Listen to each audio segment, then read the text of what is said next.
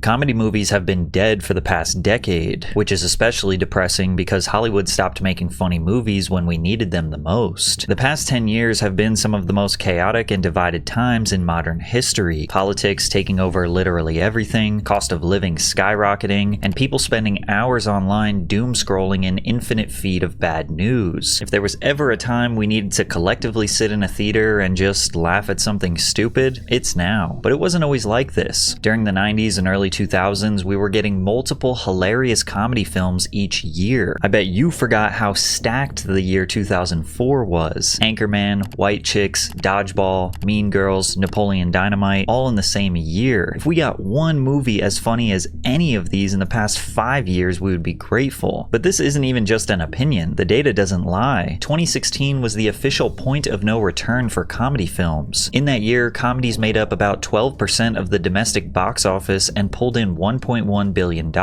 Just 1 year later, their share was nearly cut in half to 7%, with gross revenue dropping to $790 million, making it the single biggest one-year collapse on record. After that, it was all downhill. 2022 was particularly abysmal, with the entire genre of comedy grossing $259 million. That is an entire year of movies that grossed less than just what The Hangover did in 2009. So what happened to comedy films after 2016? Well, there are a few things we have to consider, but it all boils down to one major reason. And today we are going to discuss everything, starting with how Hollywood lost the creativity that we used to see in small, medium, and high-budget comedy films. The beauty of comedy is that it's boundaryless. Unlike drama, kind of action, or even horror, it doesn't really need to play by any established rules. A comedy can start with literally anything: a talking animal, a man stuck in a time loop, a dodgeball tournament, a pair of clueless detectives, and turn it into a creative masterpiece. The premise doesn't have to be realistic. It doesn't even have to make any sense. As long as it's funny, it works. Take Ace Ventura: Pet Detective, for example. What a unique concept. A private investigator who specializes in finding lost animals and solves crimes through pure chaos and speaks almost entirely in one-liners. At one point, he's literally crawling out of a rhino's ass. Then again, Jim Carrey was kind of a cheat code for 90s comedies. Films like The Mask and Liar Liar showcased his ability to immerse us into the most ridiculous plots imaginable. Carrey had this cartoon-like elasticity. He could bend and contort his face and body, which made even the dumbest scenes or dialogue unforgettable. Or what about Dumb and Dumber, which is literally just a movie about two dumbasses? You go straight ahead and you make the left over the bridge. That's a lovely accent you have. New Jersey? Austria. Austria? Well then, good day, mate. Let's put another shrimp on the barbie. I always found myself gravitating towards films that had insanely unrealistic plots. The kind of movies where the world they're in doesn't follow society's rules or any rules at all. When there's no logic to be broken and the possibilities are endless. Like literally anything can happen. The Hangover took this concept to the absolute maximum. At its core, it's just a bachelor party gone wrong. Something that in real life might just end with a bad hangover and some embarrassing photos. But in this world, it spirals into a mystery involving a missing groom, a stolen police car, a baby in the closet, Mike Tyson's tiger, and a mob boss named Mr. Chow. It's an escalating chain of ridiculous events where every new reveal is crazier than the last, and because the movie establishes early on that anything can happen, you never question it. In Anchorman, the 1970s news industry is less about journalism and more about ego wars that escalate into literal deadly combat between rival news teams. Compete with tridents, horses, and someone catching on fire, and then casually returning to work like nothing happened. Anchorman is the perfect example of a comedy movie that dedicates almost all of its dialogue to do one very important thing: make you laugh. Brian, I'm gonna be honest with you, that smells like pure gasoline. They've done studies, 60% of the time, it works every time. That doesn't make sense. The amount of quotable lines in this movie is unprecedented. It was even unique back then, but now, maybe you'd be lucky to get one or two quotables in a comedy movie. Dodgeball is about a Las Vegas dodgeball tournament for fully grown adults with a prize big enough to save a failing gym. If you can dodge a wrench, you can dodge a ball. What? Oh! They get their asses handed to them by a bunch of Girl Scouts, experiment with some interesting uniform styles, and Ben Stiller is in this film doing what he does best, playing the role of the villain. And what about Ted, which asks you to accept, without hesitation, that a man's childhood teddy bear came to life, grew up with him, drinks, does drugs, and gets into full-blown relationships. And these are just some of the ultra-mainstream movies. Don't even get me started on Pootie Tang and Don't Be a Menace to South Central while drinking your juice in the hood. These are movies that are so absurd that you have to make sure you watch them with people who have the same humor as you, otherwise they'll look at you like you're crazy. There are very few comedies today that keep the spirit of this insane absurdity. However, Cocaine Bear is one that does come to mind, which is about an American black bear that eats a stash of cocaine that fell out of a plane smuggling drugs. The bear becomes highly aggressive, attacking and trying to kill hikers in its way. While the movie is just alright, I do respect the dumbness of this idea. It's not trying to be relatable, it's just leaning fully into a ridiculous premise and committing to the bit, and that's something we don't nearly get enough of anymore. Most modern comedy movies take the safe route. We get movies like Vacation Friends 2, a generic sequel with the same recycled concept of a holiday gone wrong and being stuck surrounded by people with clashing personalities, or The Man from Toronto, another Kevin Hart buddy comedy that is so formulaic it feels like it was designed for people to turn on and then fall asleep while the ads run. Comedies rarely go for absurd humor these days because, well, it's really difficult. Too open of a canvas can make it harder to build a story with structure. The freedom to do anything also means there's nothing stopping you from literally losing the plot, which is kind of what happened in Cocaine Bear. However, other great comedy films in the past started with a lightly realistic framework which only enhanced the absolute farce that took place during the film. Like Super Troopers, a movie about morally questionable cops.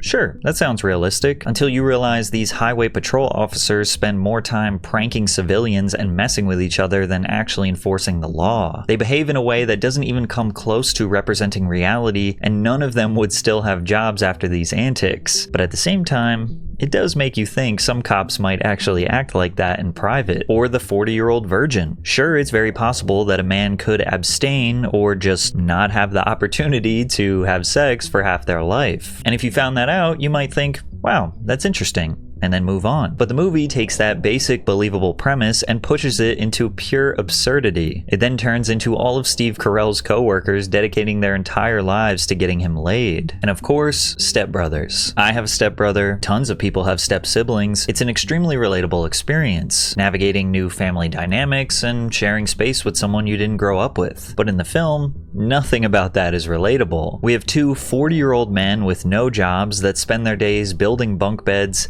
hanging out in a treehouse, and fighting like toddlers. I didn't touch a drum set, okay? I witnessed with my eyes your testicles touching my drum set. All right, that's it! A modern version of this absurd but also still upholding a slight realistic framework is the teen comedy movie Bottoms, which is basically just another silly high school movie, but through the lens of two queer students. The high school jocks in the film wear their full padded football uniforms 24/7, in class, at parties, while sleeping. It's obviously unrealistic, but it's a funny way of critiquing jocks that dedicate their entire personality to the sport they play. Oh, and a nice touch was throwing one of them in a cage in the classroom for absolutely no reason. Try telling Dimitri Walker that.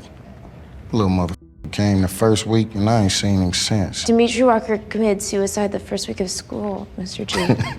Sure he did. The reason why most comedy films today feel like they are missing that ultra creative touch, at least according to legendary director and producer Judd Apatow, is because comedy writers these days are just less funny. He said, when you make the list of the best movies of all time, you're always going to put Airplane on it. And if movies like that aren't being made right now, it's because people aren't smart enough and funny enough to make them. Okay, so who would be smart enough or funny enough to write a modern masterpiece? Well, I've noticed that comedy films today seem to be missing actual comedians. And that's because some of the funniest and most popular comedians today are opting for something much easier and more profitable: podcasts. Before podcasts became wildly popular, comedians had essentially three routes to earn a career: get a job on Saturday Night Live, secure a TV sitcom, or get a role in a comedy film. The mainstream visibility earned through these avenues allowed comedians to fill seats in comedy clubs across the country. The vast majority of the comedians comedians responsible for your favorite comedy films were originally platformed by SNL. Eddie Murphy, Bill Murray, Will Ferrell, Mike Myers, Chris Farley, Adam Sandler, Kristen Wiig. I could keep going on and on. It was much easier for a current or ex-SNL cast member to pitch a movie to a major studio because they have already proven to the industry that they are funny. So when these comedians began to see success in films in the 2000s, they assisted in casting other comedy actors with a ton of potential. Actors like Jonah Hill, Zach Galifianakis, Paul Rudd, Vince Vaughn, Melissa McCarthy, Steve Carell were able to skip over SNL and go straight to the big screen. And it sounds painfully obvious to say, but I think a large reason why older films were funnier was because the funniest people at the time were either writing or acting in these comedy films. Today, a comedian doesn't need SNL or a comedy film to determine their potential for a comedy career. All they need is a podcast. If you can be funny for an hour a week behind a microphone, clip the best moments for TikTok or Instagram, and build a loyal audience online, you can skip Hollywood entirely and still sell out theaters on a national tour. I'm sure Theo Von could assist in writing or acting in a really funny movie if he tried, but why would he? With podcast ad revenue, Patreon subscribers, and live show ticket sales selling out all over the country, a lot of comics are making more money than they ever could from starring in a studio comedy without months of shooting, studio interference, or the risk of a box office flop. This shift is a huge win for independent comedians, but a huge loss for comedy films. The performers who would have once been fighting to star in the next Step Brothers or The Hangover are now trying to get a spot on the Joe Rogan podcast or be interviewed by Theo Von. They don't need to spend years chasing a studio deal, and they don't have to share their earnings with a production company. It's a double-edged sword. On one hand, we can now hear from our favorite funny person every single week, sometimes multiple times a week, without waiting years for them to land a movie role. But the trade-off is that we don't get these larger-than-life, culturally defining moments that comedy films used to create. Nobody is quoting a podcast episode 15 years later the way people still quote Anchorman or Superbad. Well,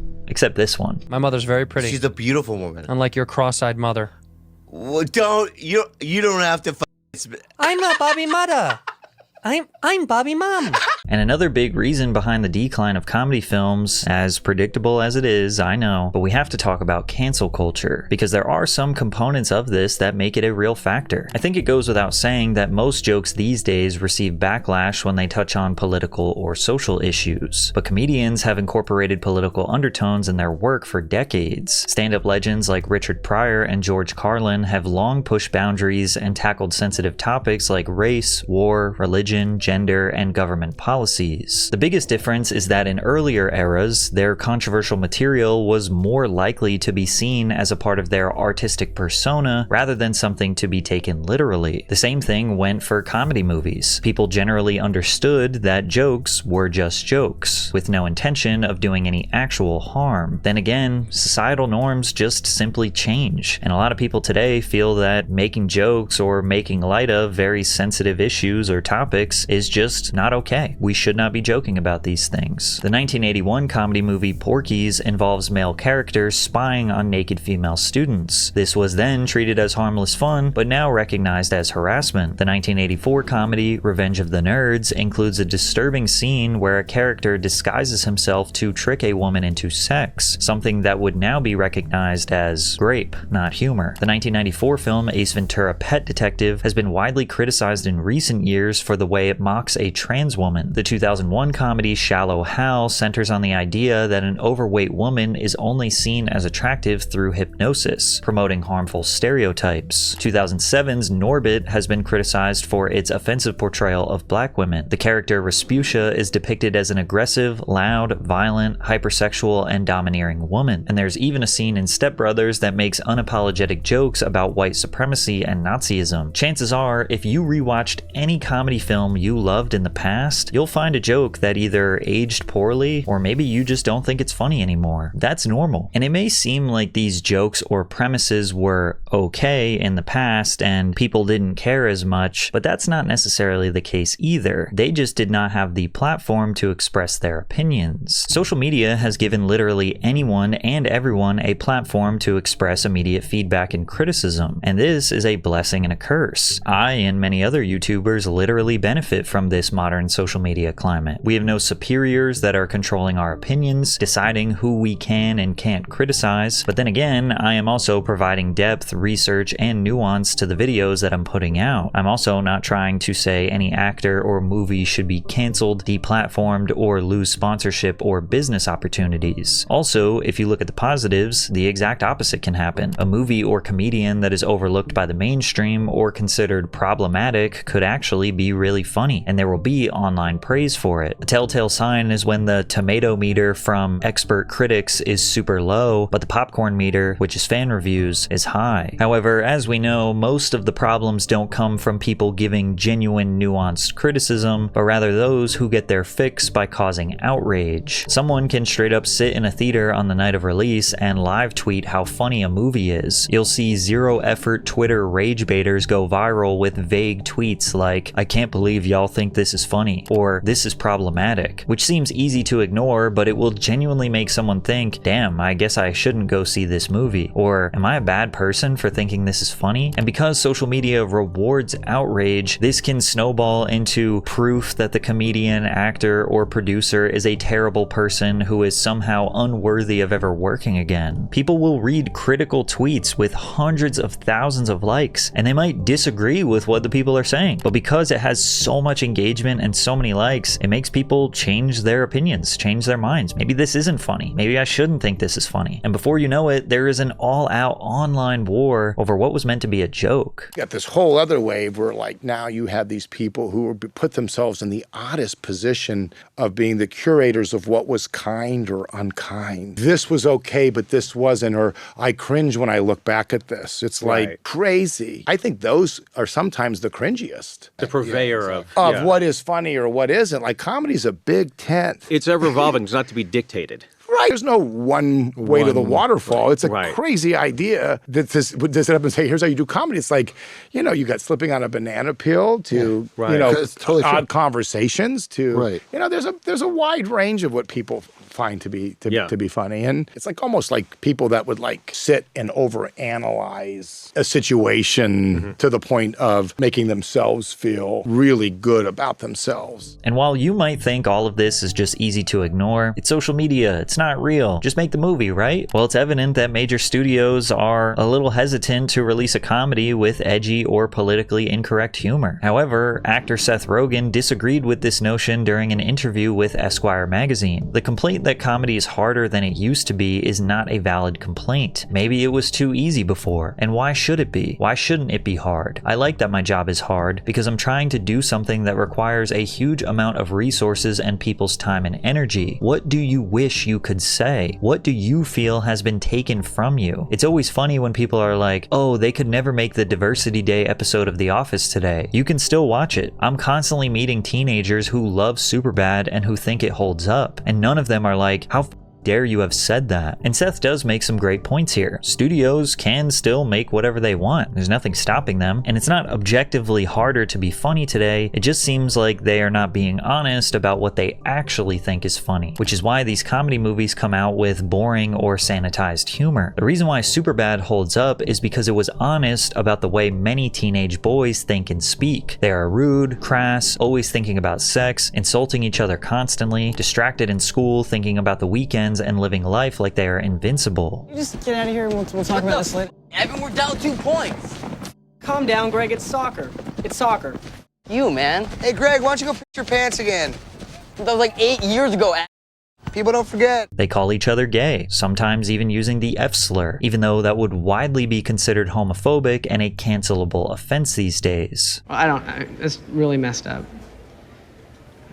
Super gay. The way they behave and talk is shocking and inappropriate, but that's what makes it funny because it is somewhat of a snapshot of reality, with the exception that like just the average teenage boy is not that funny. Now you might think this is problematic behavior, and maybe it is, so maybe the film is just not for you. But some take it one step further. They say a film like this is platforming and promoting this disgusting behavior. We are idolizing these morally bankrupt teenage boys, which will justify their bad behavior and maybe even inspire them to act in such a way. And hey, that could also be true too. But regardless of how you feel, the movie is good because it is honest. They went for it and they doubled down on it, even though it was politically incorrect. A modern version of Superbad wouldn't ever be made because they would be too afraid to offend anyone while providing a somewhat realistic depiction of a teenage boy who is gross and reckless with his words. And even if they did, they would probably add some tertiary character who steps in and tries to correct their behavior or be the voice of reason. Then again, the fear of being canceled is so apparent that studios seem to not even try to make a true comedy anymore. Some of the most highly rated comedy films in the 2020s aren't exactly praised for their straight up funny premises and jokes. Take Don't Look Up, for example. Sure, it has funny moments, but it's a satire about a planet-killing comet that's clearly a metaphor for climate change, media distraction, and problematic politics, setting up the planet for failure. Do these comments look like they are for a comedy movie? I always respect a movie that has the balls to actually show the world ending. Every disaster movie starts with the government ignoring a scientist. We really did have everything, didn't we? Damn, that made me cry. You know what other comedies are extremely popular in the 2020s? Free Guy, Guardians of the Galaxy 3, Dungeons and Dragons: Honor Among Thieves. Do you notice anything different about these comedy movies? They are superhero movies. And don't get me wrong, they're entertaining, they're fun, but they're not comedies in the traditional sense. We get a lot of these films that are action first with humor as a seasoning, but ultimately, much like every other industry, the true reason why comedy films are not being made like they used to is because of, you guessed it, money. When it comes to movie theater ticket sales and financial performance, comedies have always been risky. While genres like adventure and action can have more of an expected success due to built-in spectacle, global appeal, and merchandising potential, comedies rely almost entirely on the jokes landing. What one person finds hilarious, another might find confusing, offensive, or simply unfunny. Jokes often rely on shared knowledge, references, or social commentary that might not translate across different cultures or age groups. A comedy scene that relies on American pop culture might fall flat for an international audience unfamiliar with these references. And on top of that, there's typically no giant CGI battle or billion-dollar franchise name to fall back on if the audience isn't laughing. Now, back in the day, plenty of comedies were huge financial successes. Meet the Fockers, The Waterboy, Wedding Crashers, 22 Jump Street, all grossing hundreds of millions of dollars in the worldwide box office, whereas others that are still considered good or cult classics underperformed in the box office. Adam Sandler's Billy Madison only grossed $26 million at the box office. Dazed and Confused only earned $8 million. Grandma's Boy, $6 million. And this was at a time when people were still actively going to the theaters. Our last peak in movie theater ticket sales was in 2002 when 1.5 billion tickets were sold. And although these films technically made more money than their budget, film budgets typically refer to production costs only. Marketing and distribution costs, also known as P&A, print and advertising, are handled separately, and these marketing costs can be in the tens of millions. However, where these films made their real money was in DVD sales, also another thing of the past. DVDs, rentals, and cable syndication were the lifeline for comedies that didn't crush it in the theaters. A movie like Billy Madison might have been considered a moderate performer at the box office, but once it hit blockbuster shelves and played on Comedy Central every other weekend, it became a cultural staple. Those secondary markets gave studios the confidence to take a chance on mid-budget comedies because even if they didn't make their money back in the theaters, there was a high probability the film would eventually find its audience later. That safety net is now gone. Ticket sales are down. Physical media sales have plummeted. Rentals are practically extinct. And while streaming might seem like a replacement, it doesn't generate anywhere near the same revenue for studios. Once a comedy film drops on Netflix or Hulu, the studio gets its licensing fee and that's it. There's no long tail of DVD sales trickling in for years, no late night TV reruns keeping the movie in circulation. There is no second life. Judd Apatow confirmed this when he said, "After the last writer's strike, it felt like the studios decided not to develop movies. They used to buy a lot of scripts, and they had big teams of people giving notes, and they worked for years with people in collaboration on those scripts. I feel like the studios don't buy as many scripts now. Today, every comedy has to either perform in theaters that are half empty, or immediately crush on streaming, or it's a total loss. So basically, comedy films just can't work in the modern era. Comedians are choosing podcasting and stand-up over film. The toxicity of cancel culture puts comedy films at risk to cause uproar, either immediately or years from now when people just decide the jokes are problematic. And combine that with no multiple streams of revenue to make back the investment, comedy films are a huge risk that most major studios simply aren't willing to take anymore. So you're just gonna have to find something else to laugh at.